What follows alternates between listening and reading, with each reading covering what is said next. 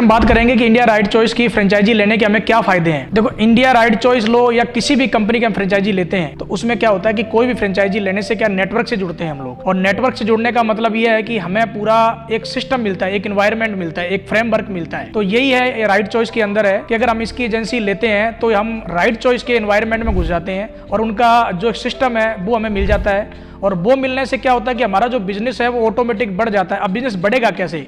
कभी भी किसी भी फ्रेंचाइजी में हम जुड़ते हैं तो उनके आउटलेट मल्टीपल लोकेशन और स्टेट में होते हैं, तो इसमें क्या है, कस्टमर का फेथ बढ़ जाता है कि भी आज अपने यहाँ काम कराया तो उसकी अगर शिकायत है या कोई कमी है तो वो अपने दूसरे स्टेट में जाके दूसरे लोकेशन में जाके वो काम करवा सकता है। इनके उसको गारंटी और वारंटी की जो है अपने जिम्मेदारी देते हैं, उससे क्या कस्टमर का फेथ बढ़ता है, कस्टमर जुड़ता है। दूसरा, उनके दिमाग में ये रहता है कि कल को अगर हम यहाँ काम करवाते हैं तो काम करवाने से अगर मेरी कल कंप्लेन होगी कोई तो मेरी कौन सुनेगा।